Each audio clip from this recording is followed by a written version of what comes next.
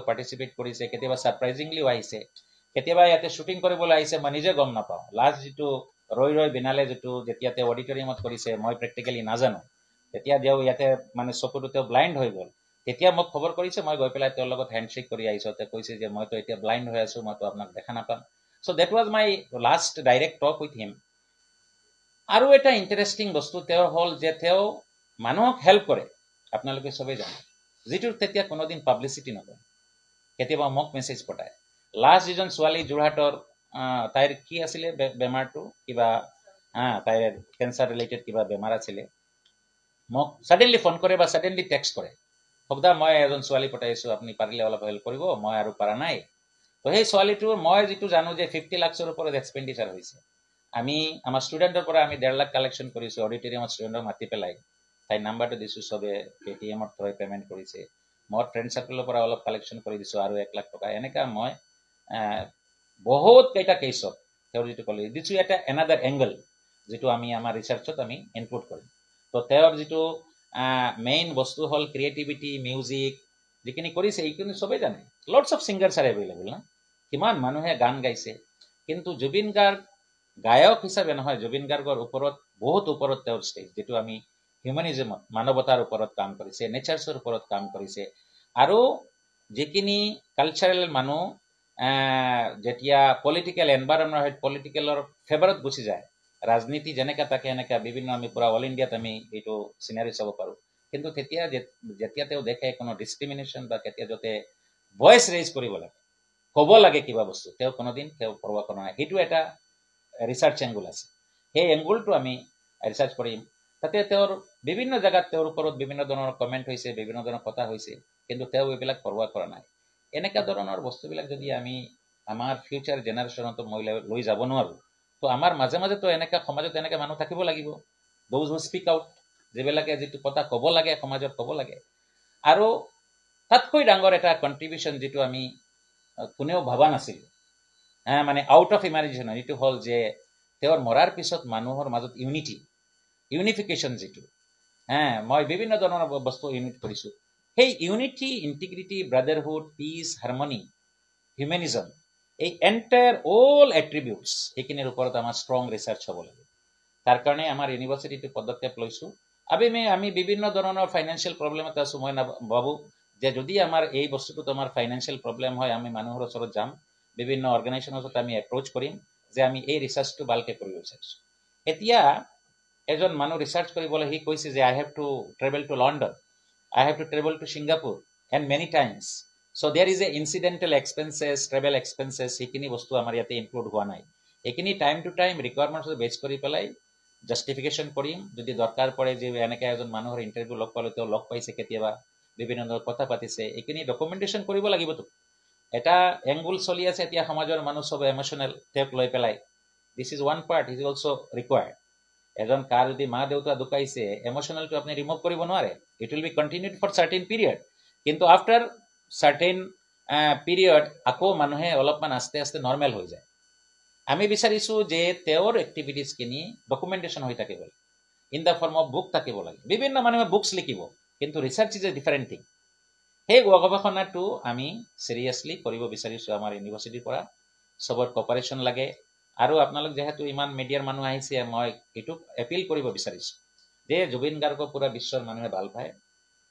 বিশ্বৰ যিকোনো কৰ্নাৰত আপুনি আছে আৰু আপুনি জুবিন গাৰ্গৰ ৰিলেটেড কোনো ইনফৰমেশ্যন আপোনাৰ ওচৰত আছে, আপুনি ভাল বস্তু জানে, তেওঁৰ কোনো ঘটনা জানে, তেওঁৰ কোনো ইনচিডেণ্ট জানে, কোনো ষ্টৰি জানে, আপোনালোকক মই ৰিকুৱেষ্ট কৰিছোঁ যে আপোনালোকে আমাৰ লগত কপাৰেশ্যন কৰিব। যেতিয়া আমি দুজন স্কলাৰ আমাৰ চিলেকশ্যন হৈ যাব, সেইটো আমি ৱেবছাইটত দিম, তেওঁলোকৰ কণ্টেক্টবিলাক আমি কানেক্ট কৰিম। সমাজৰ চব স্তৰৰ মানুহে যাতে চব বস্তুখিনি আমি কালেকশ্যন কৰিব। আমি কেইটামান ৰিচাৰ্চ ডমেইন অলৰেডি আমি লিখি দিছোঁ। এইটোত যিটো আমি এড ওলাব বা ওলাইছে যে Zubin Garg and his cultural treasures as symbol of unity, integrity and harmony. আৰু এটা আছে Zubin Garg as a people's voice against discrimination, corruption, injustice and degradation of nature. নেচাৰৰ ডিগ্ৰেডেশ্যন হ'লে তেওঁ কথা পাতিছে, আমি চবেই জানো, গছ কাটিলেতো খুব বেয়া পায়। Zubin Garg's life and philosophy as a beacon of peace, compassion and harmony. Inspiring legacy of Zubin Garg towards universal brotherhood and humanism, যিটো বস্তু আমি এতিয়া কেৰি ফৰৱাৰ্ড কৰিব পাৰোঁ, যে জুবিন গাৰ্গৰ কাৰণে পুৰা এটা গ্ল'বেল ইম্পেক্ট হৈছে। বিভিন্ন মানে জাগাত বিভিন্ন মানুহে লিখিছে যাৰ জুবিনৰ লগত কোনো কানেকশ্যন নাই।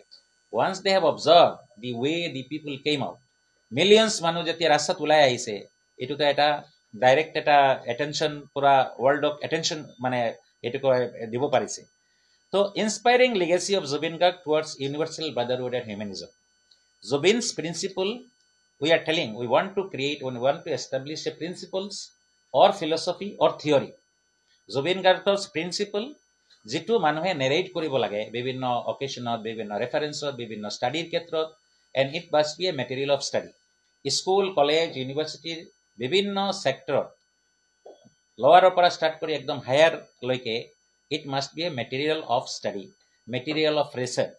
তো তাৰ কাৰণে আমি কৈছোঁ যে we will through our research will be establishing Zubin's principle, Zubin's principle of humanism, Zubin's principle of brotherhood, Zubin's principle unification, মিলা প্ৰীতি, ভাতৃত্ববোধ, বা সমাজৰ যিটো ডিগ্ৰেডেশ্যন, বিভিন্ন ধৰণৰ ভেলুজ ডিগ্ৰেডেশ্যন হয়, তেওঁ এইবিলাক কথা পাতিছে।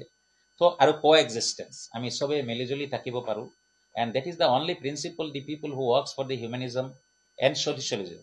তেওঁ নিজে, মই শুনিছোঁ তেওঁ নিজে ছ'চিয়েলিষ্ট বুলি কয়। চ' এই ধৰণৰ বস্তুবিলাক তেওঁ কিয় কয়? Why I am socialist, why I will be declaring I am a socialist. আমি বিভিন্ন কাম কৰিম, কিন্তু মই যে হাই ভইচ দি পেলাই, চাউণ্ড দি পেলাই মানুহৰ সন্মুখত যে মই ক'বলগীয়া হ'ল যে আই এম এ ছ'চিয়েলিষ্ট, তাৰ কাৰণটো কি? These are the matters of research, doing research. আৰু এই এণ্টায়াৰ ডিউৰেশ্যনটো 3 years ৰাখিছোঁ, যিহেতু PhD এটা কৰিবলৈ 3 years টাইমটো লাগে। আৰু ৰিটেন টেষ্ট হ'ব, তাৰপিছত আমাৰ ইণ্টাৰভিউ হ'ব। ইণ্টাৰভিউত আমি একদম এফিচিয়েণ্ট মানুহ যিবিলাক এইটো ক্ষেত্ৰত তেওঁলোকে এফিচিয়েণ্ট হয়, তেওঁলোকক মাতি আনিম। দৰকাৰী নহয় আমাৰ ইউনিভাৰ্চিটি ছিলেকশ্যন কৰিম, আমাৰ ইউনিভাৰ্চিটিৰ মানুহ তাতে থাকিব, কিন্তু আমি এক্সপাৰ্ট এটা টীম ল'ম, তেওঁলোকে পাৰ্চনেল ইণ্টাৰভিউ ল'ব। পাৰ্চনেল ইণ্টাৰভিউত আমি চাব লাগিব সেই কেণ্ডিডেটৰ ছাষ্টেইনেবিলিটি কি আছে নে নাই, 2 বছৰ পিছত বেলেগ ধান্দা আছে নে নাই, চাকৰিৰ কাৰণে এপ্লাই কৰিব না নাই। এনেকা মানুহ সদায় গৈ থাকে ইউনিভাৰ্চিটি PhD এৰি পেলাই চাকৰি পাই গৈছে।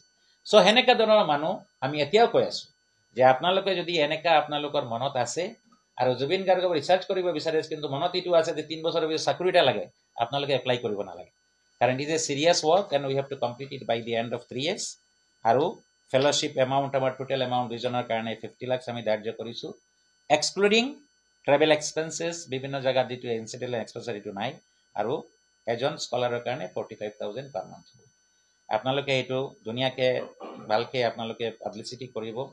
পাৰ্পাছটো বেলেগ পাব্লিচিটি নহয়, পাৰ্পাছটো হ'ল যে it must B, this information must B receive to the targeted scholars. যোনে সেই কামটো কৰিব পাৰে তেওঁলোকে এই কামটো জানিব লাগে, তেওঁলোকে আমাৰ ইয়াতে এপ্লাই কৰিব লাগে। ইয়াৰ পিছত যেতিয়া কেণ্ডিডেটবিলাকে এপ্লাই কৰিব, তেওঁলোকৰ পৰাও আমি কনচেনচাছ ল'ম, অপিনিয়ন ল'ম, যে আপোনালোকৰ কেনেকুৱা টপিকবিলাক আপোনালোকে ভাল পাব, বা আপোনালোকে কোন ধৰণৰ অপিনিয়ন দিব পাৰিব to make it more effective. এইখিনিতো আমি এতিয়া নাজানো। যেতিয়া কেণ্ডিডেটে এপ্লাই কৰিব, তেওঁলোকৰ পৰা আমি অপিনিয়ন ল'ম, তেওঁলোকৰ মনত আৰু বেটাৰ অপিনিয়ন থাকিব পাৰে। So' that will maintain all this things. আৰু তাৰপাছত আমি প্ৰজেক্টটো জানুৱাৰীৰ পৰা, মানে এতিয়াৰ পৰা ডিচেম্বৰলৈকে আমাৰ চিলেকশ্যন প্ৰচেছ আমাৰ ফাইনেল হ'ব। জানুৱাৰীৰ পৰা আমাৰ ছেশ্যনটো ষ্টাৰ্ট হ'ব, ৰিচাৰ্চৰ ছেশ্যনটো ষ্টাৰ্ট হ'ব। তেতিয়াও আমি আপোনালোকক কাক চিলেকশ্যন কৰিলোঁ, কিয়াৰ কাৰণে চিলেকশ্যন কৰিলোঁ, আৰু তেওঁৰ বেকগ্ৰাউণ্ডটো কি, তেওঁ কি কৰিব আমাৰ ইয়াতে। So' all this things will be shared later on. Thank you very much. কিবা যদি আপোনালোক ক্লেৰিফিকেশ্যন টাইপ দিব পাৰে।